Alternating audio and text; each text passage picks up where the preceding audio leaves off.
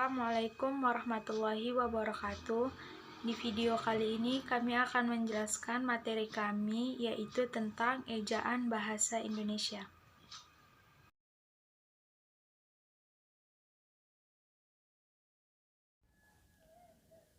Ejaan dalam buku konsep dasar bahasa Indonesia tahun 2019 karya Yunus Abidin, ejaan merupakan aturan yang melambangkan bunyi bahasa menjadi bentuk huruf, kata, serta kalimat. Ejaan juga bisa diartikan sebagai kumpulan peraturan, penulisan huruf, kata, serta penggunaan tanda baca. Dikutip dari buku Esai Penerapan Ejaan Bahasa Indonesia tahun 2020 oleh karya Widya Fitriantiwi, yang dimaksud ejaan adalah kaidah yang harus dipatuhi oleh pemakai bahasa supaya keteraturan dan keseragaman dalam penulisan bahasa dapat tercapai. Ejaan harus diterapkan dalam penulisan bahasa.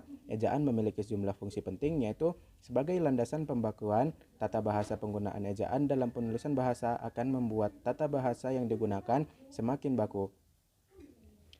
Lalu ada penulisan ejaan yang dilansir dari situs Kementerian Pendidikan dan Kebudayaan. Penulisan ejaan mencakup beberapa hal, yaitu penulisan huruf abjad. Dalam ejaan bahasa Indonesia, huruf abjad terdiri atas huruf A, B, C, D, E, F, G, H, I, J, K, L, M, N, O, P, Q, R, S, T, U, V, W, X, Y, dan Z. Huruf vokal terdiri atas huruf A, I, U, E, O.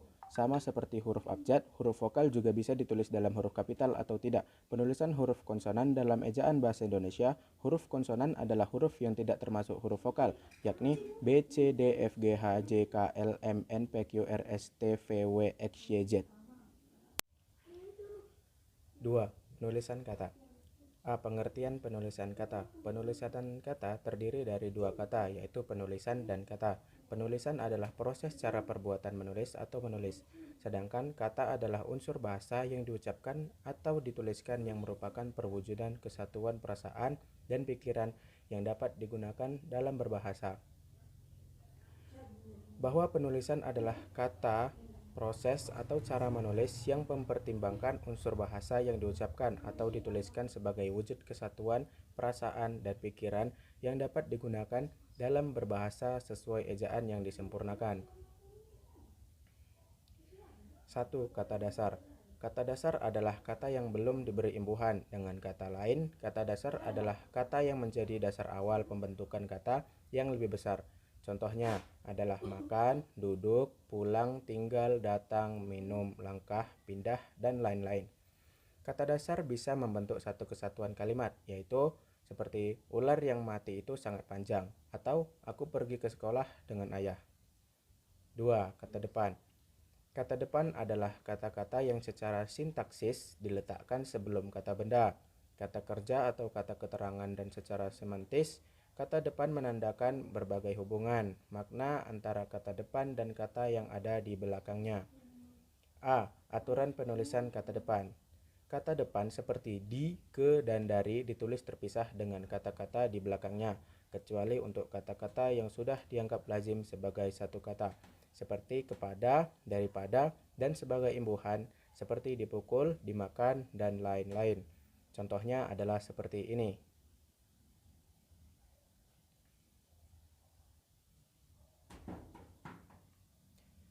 B. Jenis-jenis kata depan. Kata depan penanda tempat keberadaan dan di waktu, yaitu di, pada, dalam, dan antara. Contohnya, adikku bersekolah di SDN 4 Panarung.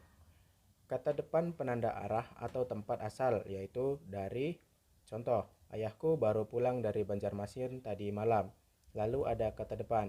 Kata depan penanda arah atau tempat tujuan, yaitu ke, kepada, akan, dan terhadap. Contohnya, pada liburan yang akan datang, aku akan pergi ke rumah nenekku. Lalu ada kata depan penanda pelaku, yaitu oleh. Contohnya, pekerjaan itu diselesaikan oleh diri sendiri. Assalamualaikum warahmatullahi wabarakatuh. Perkenalkan, nama saya Dinda Faira Lubis.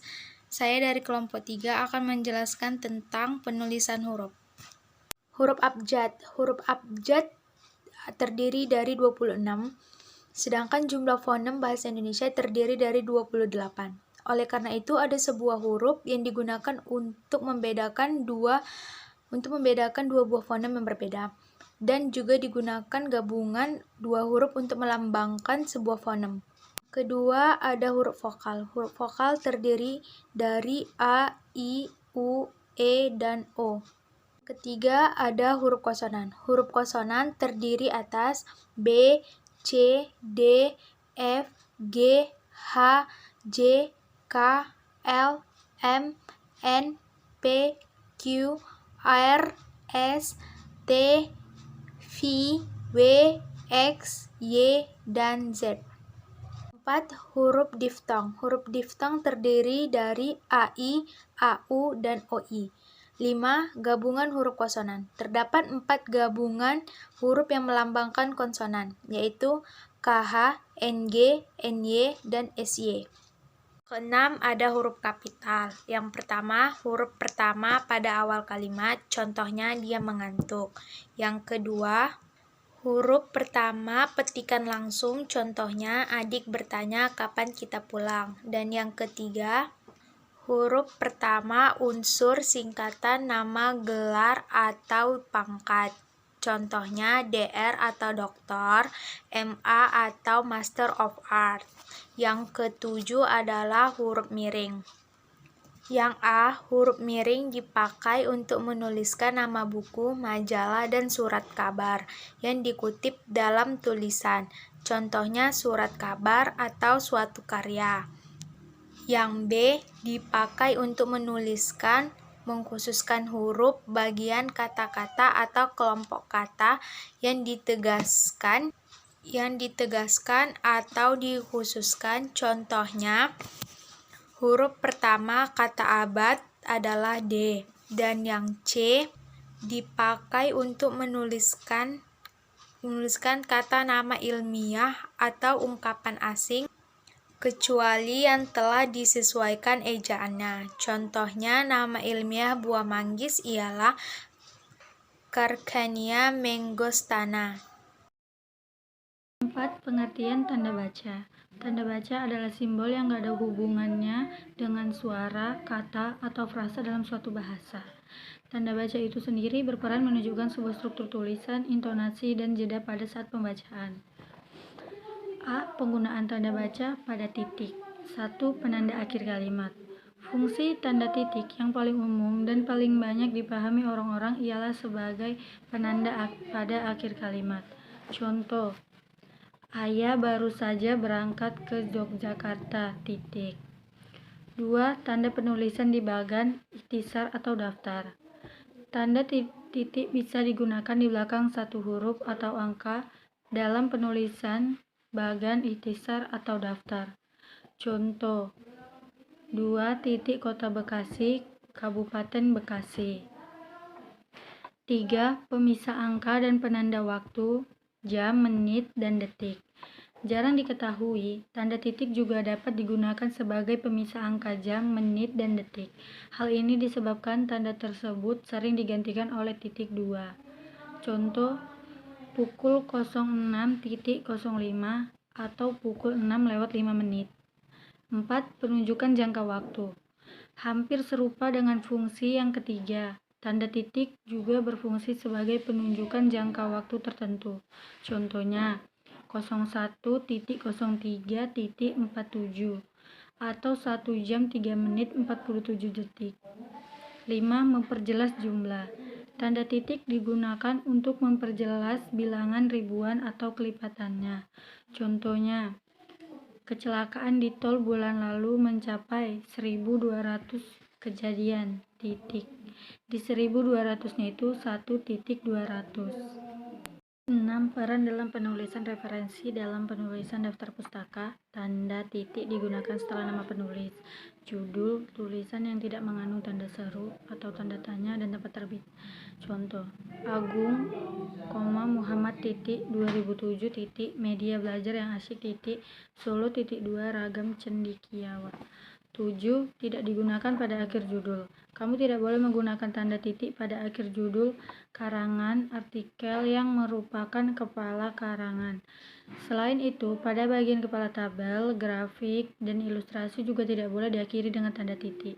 Contohnya, pengertian, jenis, dan contoh majas. 8. Tidak digunakan pada kepala surat. Oh iya, tanda titik ini juga tidak boleh dipakai dalam kepala surat ya. Artinya, tanda titik tidak diperbolehkan di belakang alamat pengirim dan penerima surat, nama pengirim dan penerima surat, dan tanggal surat. Contoh, kepada HRD PT Jaya Sentosa, Jalan Pandawa, Sukabumi. Penggunaan tanda seru, satu kalimat perintah. Kalau kamu memerintah atau menyeru kepada seseorang, maka berlaku penggunaan tanda seru di sini jika ucapanmu dituliskan. Contohnya, tolong matikan lampu di ruang itu. Itu akhirnya pakai tanda seru ya. 2. Menunjukkan ekspresi terkejut, kaget. Ketika kamu merasa kaget, terkejut, atau rasa emosi yang kuat, maka wajib menggunakan tanda seru dalam penulisan kalimatnya. Contohnya, astaga, apakah aku lupa mengirimkan kabar ke kamu? Di bagian astaganya itu diletakkan tanda seru. D. Penggunaan tanda baca tanya. 1. Menanyakan sesuatu. Namanya aja tanda tanya, sudah pasti fungsi yang pertama bertujuan untuk kalimat yang menanyakan sesuatu. Contohnya, kapan Gulman pergi ke Bandung? Tapi tanda tanya tidak digunakan dalam kalimat tanya yang berubah bentuk menjadi penjelas ya. Contohnya, sampai sekarang dia tidak tahu kenapa gurunya selalu memberikan nilai yang jelek. Nah, di akhir itu tidak diakhiri dengan tanda tanya, tapi tanda titik. 2. Digunakan dalam tanda kurung. Tanda tanya bisa diletakkan di dalam tanda kurung untuk menyatakan bagian dari sebuah kalimat yang masih kurang dapat dibuktikan keabsahannya. Contohnya, total dana yang dikorupsi sekitar 500 juta rupiah. Buka kurung, tanda tanya, tutup kurung. 5. Penggunaan tanda baca titik koma. 1. Memisahkan bagian kalimat. Tanda titik koma dipakai untuk memisahkan bagian kalimat yang sejenis dan setara. Contohnya, malam semakin larut, tanda titik koma, tugasnya tak kunjung selesai. 2. Memisahkan kalimat setara. Tanda ini bisa dipakai sebagai pengganti kata hubung untuk memisahkan kalimat yang masih setara dalam kalimat majemuk. Contohnya, ibu memasak di dapur, titik koma, Nanda menonton TV di ruang tamu. 6. Penggunaan tanda baca titik 2. 1. Akhir pernyataan lengkap. Tanda titik 2 digunakan pada akhir pernyataan yang lengkap, tapi hal ini hanya berlaku jika masih dalam rangkaian yang sama ya.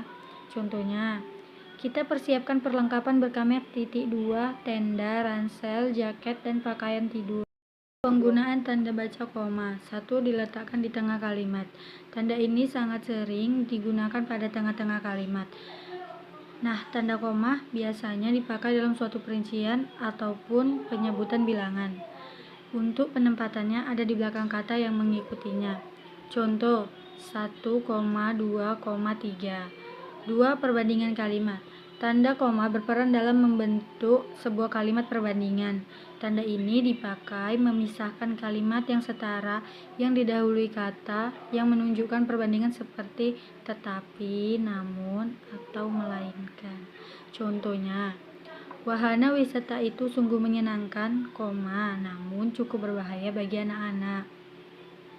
3. Memisahkan anak kalimat dengan induk kalimat. Tanda koma juga dipakai untuk memisahkan anak kalimat dari induk kalimatnya, dengan catatan jika anak kalimatnya mendahului induk kalimat. Contohnya, jika tempatnya terlalu sempit, kita tidak akan gunakan tempat itu. 4. Pemisah partikel. Tanda koma dipakai untuk memisahkan partikel dengan inti kalimat. Partikel ini bukan seperti partikel di materi IPA ya. Partikel ini dalam bahasa Indonesia seperti oh, ya, wah, aduh, dan bentuk lainnya. Contohnya, wah, ternyata pemandangan di sini tak kalah indahnya. 5. Kata penghubung antar kalimat. Kamu wajib meletakkan tanda koma di belakang kata atau ungkapan yang menjadi penghubung antar kalimat. Contohnya, Oleh karena itu, kita harus merencanakan dengan matang. 6. Identitas yang ditulis berurutan. Maksud identitas itu ialah penulisan nama dan alamat, bagian alamat, tempat dan tanggal, serta nama tempat atau wilayah yang ditulis secara berurutan harus memakai tanda koma. Contohnya, Jakarta, 13 April 2021. 7. Memisahkan petikan langsung. Kalau kamu menentukan percakapan dalam sebuah cerita, baik di cerpen atau novel, tanda koma dipakai untuk memisahkan petikan langsung dari bagiannya yang lain dalam kalimat. Contoh, Roro bertanya, apakah kamu lupa materi tentang konjungsi temporal? Sekian dari materi yang dapat kami sampaikan. Lebih dan kurangnya kami memohon maaf. Wassalamualaikum warahmatullahi wabarakatuh.